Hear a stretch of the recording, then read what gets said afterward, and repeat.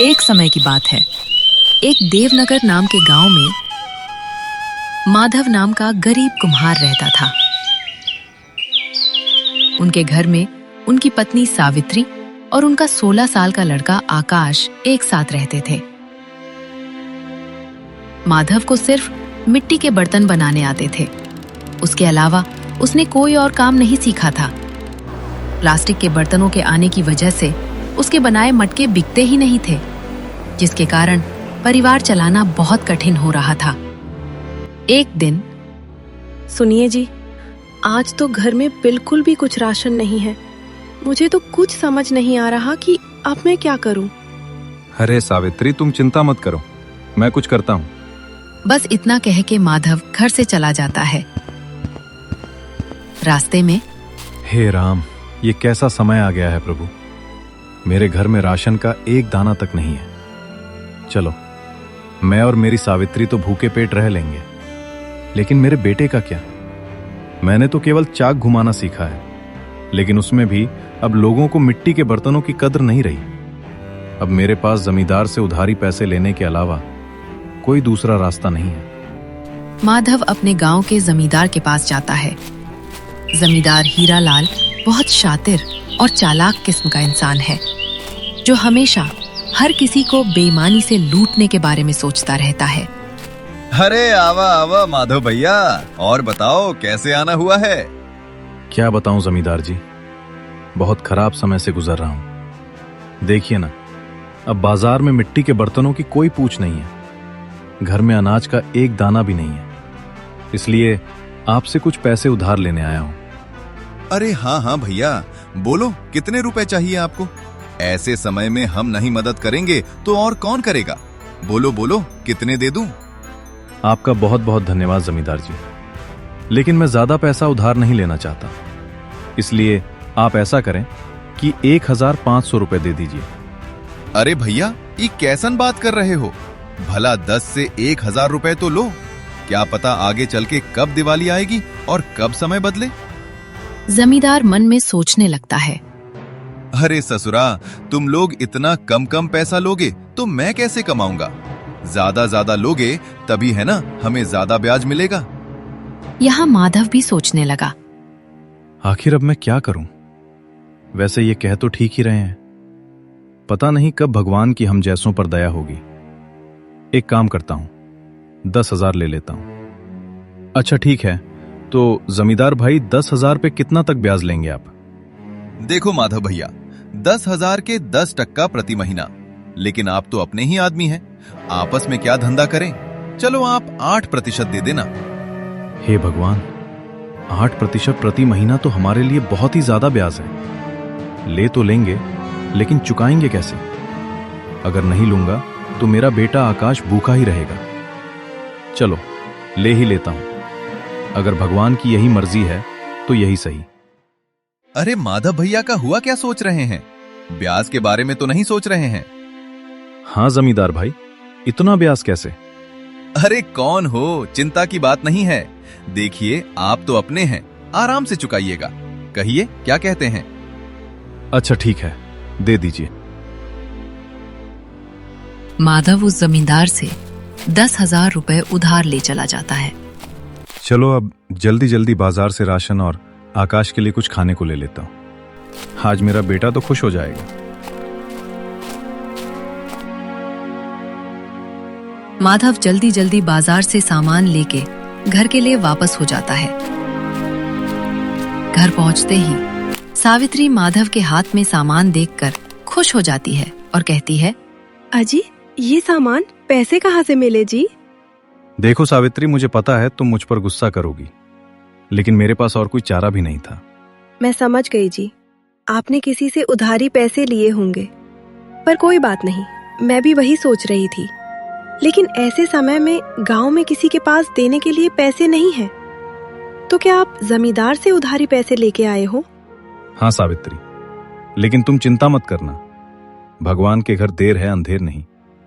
अभी इस वक्त मेरे बेटे से बढ़ के और कुछ नहीं है। हाँ, आप कह तो सही रहे हो, लेकिन वो जमींदार बहुत चालाक और बेईमान है। वो बहुत ज्यादा ब्याज लेता है और समय पर पैसे ना देने पर खेत या घर छीन लेता है। आपने कितने रुपए उधार लिए? मैंने तो 1.5 रुपए ही मांगे थे, पर उसने कम से कम 10,000 या उससे ऊपर लेने बोला, इसलिए मैंने 10,000 ले लिए। सुनो ना सावित्री, अब मेरे बेटे के आने का टाइम हो गया है।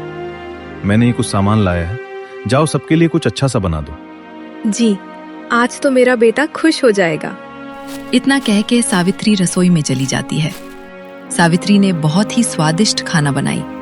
खाने की खुशबू पूरे घर में महक रही थी। वाह सावित्री, तो अपने बेटे की मनपसंद खीर बना रही हो। दोपहर में आकाश घर आ जाता है। अपना पसंदीदा खाना देखकर वो बहुत खुश हो जाता है। बड़े दिनों बाद माधव के परिवार में आज सभी के चेहरे पर खुशी थी। माँ, खाना तो बहुत बहुत ज्यादा स्वादिष्ट था। आज तो सच में माँ मजा आ गया। अच्छा पापा, मेरे दोस्त समीर ने आज मुझे बुलाया है। कह रहा था कि आज वो मुझे अपने पापा से मिलवाने वाला है, इसलिए मैं वहां जा रहा हूँ। 1-2 घंटे में वापस आ जाऊंगा। ठीक है बेटा, जाओ, लेकिन संभल के जाना और संभल के आना, ठीक है? हाँ पापा, आप फिक्र मत करो, मैं अच्छे से जाऊंगा और अच्छे से आऊंगा। इतना कह के आकाश घर से निकल जाता है। भगवान, मैं जानता हूँ कि हमारे घर में काम बिल्कुल नहीं है और मेरे पिताजी सिर्फ मेरे लिए पैसों का इंतजाम किए हैं। भगवान जी, कृपया कुछ ऐसा कीजिए कि मैं अपने माता पिता की चिंता दूर कर सकूं। आकाश भगवान से प्रार्थना करते हुए अपने दोस्त समीर के घर पहुंचा। दरवाजे पर उसका दोस्त उसका इंतजार कर रहा था। अरे आकाश, तू आ गया? आजा, अंदर आजा।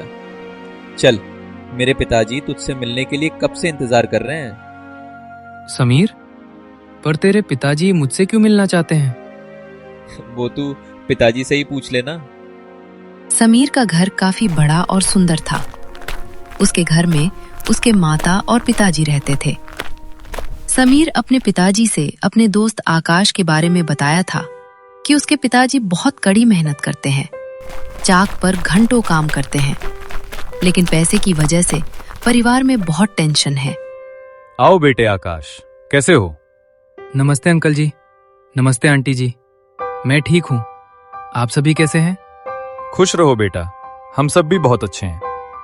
अमित आकाश 9 से 10 मिनट ऐसे ही उसके और उसके माता पिताजी के बारे में बातें करते हैं और फिर बेटा आकाश, तुम तो बहुत स्मार्ट लड़के निकले।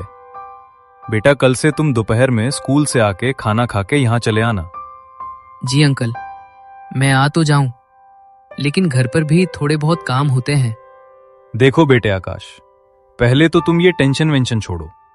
हाँ, एक काम करना नहीं रहने दो। कल मैं खुद ही तुम्हारे घर आऊंगा। तुम्हारे घर, तुम्हारे पिताजी से भी मिल लूंगा और तुमसे भी, ठीक है?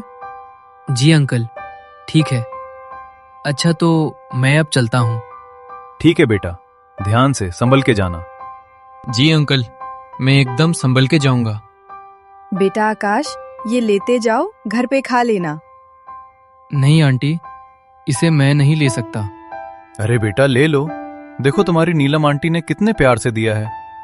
आकाश वो थैली ले लेता है, पर उसे समझ नहीं आता कि समीर के पिताजी उसके पिताजी से क्यों मिलना चाहते हैं। अमित अंकल तो बहुत अच्छे हैं, उन्होंने मुझसे कितने प्यार से बात की है। और आंटी भी बहुत अच्छी हैं, उन्होंने मेरा कितना ख्याल रखा। पर वो मेरे पिताजी से क्यों मिलना चाहते हैं? यही सब सोचते हुए आकाश घर पहुंचा और उसने समीर के माता और पिताजी के बारे में बताया। देखो सावित्री, हमारे आकाश को कितना अच्छा दोस्त मिला है। चलो बेटा, ठीक है, तो कल आएंगे समीर के पिताजी। हाँ पिताजी। अगले दिन दोपहर में समीर अपने पापा को आकाश के घर ले आया। अरे बेटा, आकाश घर में नहीं बुलाओगे? अरे सर, आइए आइए। अरे सावित्री, देखो, हमारे आकाश के दोस्त और उनके पापा आए हैं। सावित्री फट से समीर के पापा के लिए दूध वाली चाय बनाकर ले आती है। चाय पीने के बाद अमित जी माधव जी से कहते हैं, सुनिए माधव जी, मैं आपसे थोड़ी बात करना चाहता हूँ। जी सर, कहिए क्या कहना चाहते हैं। जी आप मुझे सर मत कहिए, मैं भी आपका दोस्त जैसा हूँ, इसलिए मुझे अमित कह के बुलाइए। अरे अच्छा ठीक है। अमित जी बोलिए, आप क्या कहना चाहते हैं? अमित माधव को घर से थोड़ा बाहर ले जाकर कहते हैं, माधव जी, मेरा बेटा आकाश को अपना बहुत अच्छा दोस्त मानता है। उसने मुझे बताया कि आकाश बहुत समझदार और अच्छा लड़का है, पर गरीबी के कारण से वो पढ़ाई छोड़ने की बातें कर रहा है। भगवान की दया से अब जाकर हमारा समीर खुश रहने लगा है, नहीं तो पहले वो सिर्फ अकेला ही रहता था, क्योंकि उससे कोई दोस्ती ही नहीं करता था। अब क्योंकि आपके आकाश के कारण से मेरा बेटा खुश है, इसीलिए मैं उसकी पढ़ाई की फीस भरना चाहता हूँ। आप अब टेंशन भूल जाइए, समझे? माधव की आंखों में आंसू आ जाते हैं। आपका बहुत बहुत धन्यवाद अमित जी, आपने मेरी चिंता दूर कर दी। बस उस दिन से आकाश की पढ़ाई की चिंता दूर हुई। अब आकाश समीर के घर खेलने जाने लगा था। ऐसे ही एक दिन समीर के पापा कहते हैं, आकाश, समीर बेटा यहाँ आओ। वो दोनों अमित के पास जाते हैं। बेटा तुम दोनों बताओ, तुम में से कौन ई कॉमर्स और डिजिटल मार्केटिंग के बारे में जानता है? आकाश बेटा पहले तुम बताओ। अंकल, मैं इसके बारे में पहली बार सुन रहा हूँ, ये क्या होता है? और पापा, मैं बस इतना जानता हूँ कि इसमें सामान ऑनलाइन बेचा और खरीदा जाता है। अच्छा सुनो, अब कल से तुम दोनों मेरे साथ आधा घंटा बैठोगे। मैं तुम दोनों को अब कुछ सिखाना चाहता हूँ। ये सब के बारे में आकाश को जरा भी समझ नहीं आता है, लेकिन उसको जानने की बहुत इच्छा थी। तो उसने समीर के फोन पर गूगल सर्च किया, तो जो उसने देखा वो देख के चौंक गया। और फिर अगले दिन, अंकल, मैंने गूगल पर सर्च किया था कि ऑनलाइन बिजनेस क्या है। क्या सच है अंकल कि हम वहां से पैसे कमा सकते हैं? बेटा आकाश, ये बिल्कुल सच है कि कोई भी इंटरनेट से पैसा कमा सकता है। पैसा क्या, बहुत बहुत पैसा कमा सकता है। लेकिन बेटा, चीजें दिखने में जितनी आसान होती हैं, असल में उससे कई ज्यादा मुश्किल होती हैं। अंकल, मैं कुछ समझ नहीं पाया, आप क्या कह रहे हैं? मैं ऊपर वाले कमरे में जा रहा हूँ, अपने दोस्त को लेकर वहीं आ जाओ। मैं अब सब कुछ वहीं बताऊंगा, ठीक है? ठीक है अंकल। उसके बाद 5 मिनट में आकाश और समीर ऊपर वाले कमरे में जाते हैं। वहां वो लोग देखते हैं कि एक बहुत बड़ा कंप्यूटर है, एक लैपटॉप है, एक टैबलेट पर बहुत सारे अलग अलग प्रोडक्ट खुले हैं। मिनट मिनट में ऑर्डर और ग्राफ बदल रहे हैं। उन्हें ये सब कुछ समझ नहीं आता, लेकिन आकाश को इतना मालूम पड़ चुका था कि ये ऑनलाइन व्यापार कुछ तो है। वो दोनों अमित से पूछते हैं, पापा, ये क्या है? मैं आज तक नहीं जानता था कि आपके कार्यस्थल पर इतना बड़ा कंप्यूटर है। दरअसल आपका इतना बड़ा डिजिटल सेटअप है। हाँ समीर, ये मेरा डिजिटल सेटअप है। मैं यहीं काम करता हूँ। लेकिन बेटा, तुम्हें कभी यहाँ आने की जिज्ञासा ही नहीं थी, इसलिए हमने भी तुम्हें कभी इस बारे में नहीं बताया। लेकिन अब तुम्हें देख के ऐसा लग रहा है कि तुम्हें ये सब बहुत पसंद आया है और शायद तुम इसके बारे में और जानना चाहते हो। हाँ अंकल, सिर्फ समीर ही नहीं, मैं भी बहुत उत्साहित हूँ इस डिजिटल दुनिया के बारे में जानने के लिए। बिल्कुल बेटा आकाश, क्यों नहीं। मैं यही तो तुम्हें और समीर को बताना चाहता था कि इंटरनेट की दुनिया बहुत बड़ी है। इसमें अगर हुनर हासिल कर लिया जाए तो उसकी जेब में हजारों लाखों में हमेशा रहें। अच्छा, तो तुम दोनों अब यहां से जाओ, नीचे खेलो। लेकिन हाँ, कल से मैं तुम दोनों को थोड़ा थोड़ा बाजार के बारे में बताना शुरू करूंगा। पापा, मुझे पता है कि अब मेरा दोस्त इसे सीखने के लिए बहुत उत्साहित है। अब उसका खेलने में मन नहीं लगेगा। उसका क्या, मेरा भी नहीं लगेगा। क्यों आकाश? हाँ अंकल, प्लीज अभी से सिखाना शुरू कर दीजिए ना। वैसे भी अभी कोई जरूरी काम नहीं है, तो हम फ्री ही हैं। बच्चों के अंदर की ये जिज्ञासा देखकर अमित मन ही मन खुश हो जाते हैं।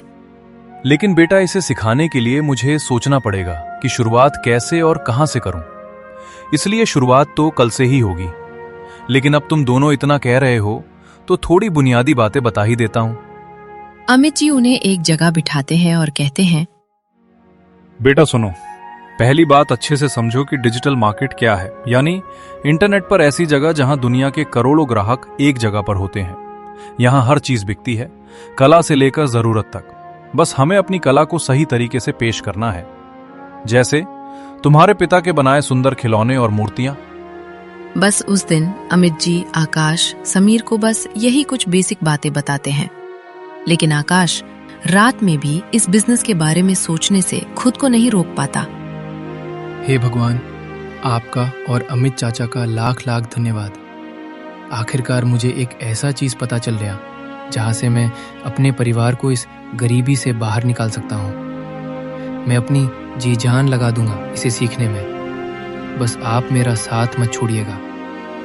घर के एक कोने से आकाश की माँ सावित्री देखती है और वो माधव से जाकर कहती है, अजी सुनिए, हाँ, क्या हुआ सावित्री, क्या बात है? आज हमारा आकाश कुछ परेशान सा नहीं लग रहा। देखिए ना, कब से करवटें बदल रहा है। हाँ सावित्री, तुम ठीक कहती हो। चलो जाके पूछते हैं। माधव और सावित्री दोनों आकाश के पास जाकर पूछते हैं। बेटा आकाश, ओ आकाश, क्या बात है बेटा? नींद नहीं आ रही? कोई बात है तो हमें बता सकता है। पापा मम्मी, मैं तो ये सोच रहा था कि आप लोगों को कैसा लगेगा जब मैं एक सफल आदमी बन जाऊंगा। हमारा भी एक अच्छा सा घर होगा। थक पगला, हम दोनों तो डर ही गए थे। बेटा, हम लोग बहुत खुश होंगे उस समय जब तुम एक सफल आदमी बन जाओगे, है ना सावित्री? हाँ जी, बिल्कुल सही कह रहे हैं आप। हमारा आकाश सफल हो जाएगा तो कितना अच्छा होगा। मम्मी पापा, अब आप लोग भी जाइए और सो जाइए। और हाँ, चिंता बिल्कुल मत करना। फिर माधव और सावित्री भी सोने चले जाते हैं। अगले दिन आकाश अपने साथ एक कलम और एक किताब लेके बहुत उत्साह के साथ समीर के घर जाता है। दरवाजे पर उसका दोस्त उसकी राह देख रहा है। तेरा चेहरा देख के समझ आ रहा है कि तेरा मन आज सिर्फ डिजिटल वर्ल्ड के बारे में सीखना चाहता है ना? हाँ समीर, अच्छा देर नहीं करते हैं, चल फटफट अंकल के पास जाते हैं। लेकिन वो दिख नहीं रहे, कहाँ है? अरे आकाश, थम जा यार। अच्छा चल, वो ऊपर के कमरे में हम दोनों का इंतजार कर रहे हैं। वो दोनों ऊपर के कमरे में जाते हैं। वहां अमित जी इनको सिखाने की तैयारी कर रहे थे। अरे बच्चों, तुम आ गए? आओ आओ, अब जल्दी जल्दी यहाँ बैठ जाओ। मैं आज तुम्हें कुछ एग्जाम्पल के साथ सिखाऊंगा कि रियलिटी में मैं ऑनलाइन प्रोडक्ट कैसे बेचता हूँ। देखो बच्चों, मार्केट में आपको दो टाइप के लोग मिलेंगे। एक होता है सेलर यानी हम, और दूसरा होता है बायर यानी दुनिया भर के ग्राहक। अब आगे सिखाने से पहले मैं तुमको 3 पिलर्स ऑफ सक्सेस बताना चाहता हूं। क्या तुम दोनों में से कोई पॉइंट्स बता सकते हो? हाँ अंकल, मैं जानता हूँ। वो 3 पॉइंट्स है डिसिप्लिन, कंसिस्टेंसी और पंक्चुअलिटी। शाबाश बेटा, बहुत बढ़िया। अब मैं ये बताता हूं कि तुम इस मार्केट में सक्सेसफुल बनने के लिए कैसे अप्लाई कर सकते हो। देखो बेटा, सबसे पहले डिसिप्लिन, जिसका मतलब होता है किसी भी काम का एक प्रॉपर स्ट्रक्चर होता है। जैसे अपने प्रोडक्ट की फोटो खींचना और उसे सही से अपलोड करना। अगर उसके हिसाब से काम किया जाए तो काम हमेशा सही होता है। पापा, आगे का 2 पॉइंट्स मैं बताऊं? बिल्कुल बेटा, बताओ। पापा, कंसिस्टेंसी का मतलब होता है हर रोज नए डिजाइन बनाना। और लास्ट पॉइंट है पंक्चुअलिटी, जिसका मतलब होता है समय पर ऑर्डर की डिलीवरी करना। पापा, ये 3 पॉइंट्स के हिसाब से अगर हम अपनी क्वालिटी को फॉलो करते हैं और काम में कंसिस्टेंसी बनाए रखते हैं तो हम एक सफल बिजनेसमैन बन सकते हैं। क्या मैंने सही बोला पापा? अरे बेटा, तुम बिल्कुल सही बताए हो। लेकिन तुमको पहले से ये सब पता है? हाँ पापा, हमको इसके बारे में कॉलेज में पढ़ाए थे और मैंने भी थोड़ी बहुत रिसर्च की थी। उसके अगले 30 से 40 दिन में अमित जी ने बच्चों को वेबसाइट बनाने से लेकर मार्केटिंग तक सब बता दिया था। एक दिन सुबह में समीर और आकाश एक साथ कुछ बातें कर रहे होते हैं। उतने में अमित जी उन्हें बुलाते हैं। बेटा समीर और आकाश, मेरे साथ ऊपर आओ। वो दोनों उनके साथ ऊपर जाते हैं और फिर उन्होंने कहा, आज तक तुम दोनों ने बहुत कुछ सीखा है और उसको पूरे डिसिप्लिन, कंसिस्टेंसी और पंक्चुअलिटी होकर प्रैक्टिस भी की है। अब बारी है रियल बिजनेस की। आज मैं तुम दोनों के नाम से एक स्टोर खोलूंगा और तुम दोनों को 20-20 हजार का बजट दूंगा। तुम्हें उसका इस्तेमाल करके अपने पिता की कला को दुनिया तक पहुंचाना है। लेकिन बेटा, कहीं पर भी पैसा लगाने से पहले अपनी क्वालिटी और रिस्क को मैनेज करना, फिर आगे स्टेप लेना। उस दिन से आकाश और समीर दोनों ने ऑनलाइन स्टोर पर काम चालू किया। शुरुआत में दोनों ने डर डर के बजट को यूज किया, लेकिन कुछ ही हफ्तों में वे कॉन्फिडेंट हो गए। अब वो दोनों धीरे धीरे छोटे छोटे ऑर्डर लेने शुरू कर दिए थे। लेकिन एक दिन यार ये सस्ते वाले रंगों का यूज करूं क्या? सिर्फ 200 का डिब्बा है। मैं आराम से बहुत सारे खिलौने रंग सकता हूं। अगर लागत कम हुई तो बहुत अच्छा प्रॉफिट होगा। याच नहीं की, उसने सिर्फ प्रॉफिट को देखा और लालच में उसने वो सस्ते रंग खरीद लिए। खराब किस्मत से वो रंग खिलौनों से छूटने लगे और ग्राहकों ने शिकायत कर दी। हे भगवान, ये मैंने क्या किया? ये कैसे हो गया? मुझे ऐसा नहीं करना चाहिए था। मैंने क्वालिटी पर ध्यान नहीं दिया, डिसिप्लिन को फॉलो नहीं किया। 4500 का नुकसान और स्टोर की रेटिंग गिर गई। अब मैं क्या करूं? उतने में गांव का जमींदार हीरा लाल अपने आदमी के साथ आ जाता है। कवन दिशा में गया? ललुआ का घरवा कवन दिशा में? अरे मालिक, वो दिशा में है। हीरा लाल माधव के घर के सामने आके कहता है, अरे ओ माधव भैया, अरे कहवाला हो, तनिक बाहर निकलिए महाराज। अरे सावित्री, लगता है जमींदार अपने पैसे लेने आया है। तुम यहीं रुको, मैं देख के आता हूँ। माधव घर से बाहर आता है। अरे जमींदार जी, नमस्कार। अरे भैया नमस्कार नमस्कार माधव भैया। हम कह रहे थे कि पैसावा कब दीजिएगा? अभी भी 4000 ब्याज सहित बचा है, याद है कि भुला गए? नहीं जमींदार जी, भूले नहीं हैं। बस इस वक्त घर में परिस्थिति कुछ ठीक नहीं चल रही। मुझे 1 आध महीने का और समय दे दीजिए। मैं आपके बचे हुए पैसे ब्याज के साथ चुका दूंगा। देखिए माधव भैया जी, आपको समय चाहिए तो ले लीजिए, लेकिन आज से उस पे 25% ब्याज लगेगा, समझ गए? उतने में आकाश की आंख खुली। उसने माँ से पूछा, माँ, ये शोर कैसी है? बेटा, 1.5 साल पहले तुम्हारे पापा उस जमींदार से पैसे लिए थे। हमें कुछ पैसे अभी देने बाकी हैं। वो वही मांगने आया है। आकाश घर से बाहर आता है और जमींदार से कहता है, प्रणाम जमींदार जी। अरे खुश रहा बछुआ, हमेशा सम्मानित जीवन जियोगे तुम। तनिक अपने पिताजी से कहिए, हमरा पैसा लौटा दे जल्दी से।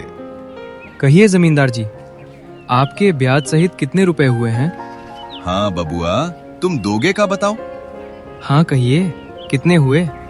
ए जी सुनो, हमको जरा डायरिया दो, जरा चेक न करना पड़ेगा। जमींदार डायरी में देखता है और कहता है, देखा बबुआ, आपके 4000 पर 8% ब्याज के साथ 1.5 साल का होत है, सिर्फ 4576। आप अकाउंट नंबर बोलिए, मैं अभी पूरे पैसे आपके अकाउंट में ट्रांसफर कर देता हूँ। हीरालाल अपना अकाउंट नंबर बताता है। आकाश ब्याज सहित पूरे पैसे उसके अकाउंट में ट्रांसफर कर देता है। मैसेज आने के बाद जमींदार वहां से चला जाता है, लेकिन यहाँ माधव को समझ नहीं आ रहा था कि आकाश के पास पैसे कहाँ से आए। तो उसने आकाश से पूछा, हे आकाश बेटा, ये तुम कैसे किए? हमारा मतलब है कि तुम्हारे पास इतने पैसे कहाँ से आए? अरे क्या हुआ जी? मम्मी पापा, देखिए आप दोनों शांत हो जाइए। अब आपका लड़का इंटरनेट की मदद से पैसे कमा रहा है। बस वहीं से कुछ पैसे बचाकर रखे थे तो वही दे दिए, समझे? पिताजी, अब आप बस चिंता मुक्त हो जाइए। ये तुम क्या कह रहे हो? ऐसा भी भला होता है क्या? इंटरनेट से कैसे कोई पैसा कमा सकता है? पापा, अमित अंकल मुझे और समीर, हम दोनों को ऑनलाइन बिजनेस कैसे करते हैं सिखाए थे। बस मम्मी पापा, वहीं से हम थोड़े बहुत पैसे कमा रहे हैं। लेकिन अब आप लोग अपने सपने सजाने शुरू कर दीजिए, क्योंकि अब हमारा भी समय बदलने वाला है। ये सुन के सावित्री और माधव दोनों ही बहुत खुश होते हैं। अगले दिन जब आकाश अमित जी से मिला तो उसने बहुत ही नर्म आवाज में उनसे कहा। उसकी आंखों में थोड़े बहुत आंसू भी थे। अरे आकाश बेटे, इसमें कोई बड़ी बात नहीं बेटा, ऐसा होता रहता है। लेकिन जब तुम अपनी क्वालिटी पर कंट्रोल रखोगे, वो 3 पॉइंट्स को जितना फॉलो करोगे, तुमसे ये सभी गलतियां उतनी ही कम होंगी और तुम्हारा बिजनेस उतना ही बड़ा होगा। समझे ना बेटा? इसलिए अब ये सब भूल जाओ, ठीक है? और जो कमियां हैं उन्हें सुधार कर फिर शुरुआत करो। ऐसा सुनने के बाद आकाश को थोड़ा अच्छा लगता है और वो उस दिन से कहीं भी अपने काम में लालच को जगह नहीं देता। ऐसे करते करते 6 महीने बीत जाते हैं। अब समीर और आकाश की बनाई कलाकृतियां विदेशों तक जाने लगी थी। एक दिन रात में आकाश न्यूज पढ़ रहा था। तभी उसने एक आर्ट फेस्टिवल के बारे में पढ़ा। ये फेस्टिवल दिल्ली में होने वाला है और यहाँ दुनिया भर के खरीदार आएंगे। अगर हम वहाँ अपने गांव की मिट्टी के जादू को दिखा सकें तो हमारे पूरे गांव की किस्मत बदल जाएगी। चलो, जैसा होगा हम उस हिसाब से तैयारी करेंगे। चलो, अभी सो जाता हूँ। अगले दिन सुबह में, सुनो माँ, मैं समीर के यहाँ जा रहा हूँ। सुनो बेटा, वही टेबल पर मैंने खीर डब्बे में पैक करके रखे हैं, अपने दोस्त के लिए लेते जाना। जी मम्मी, मैं ले जा रहा हूँ।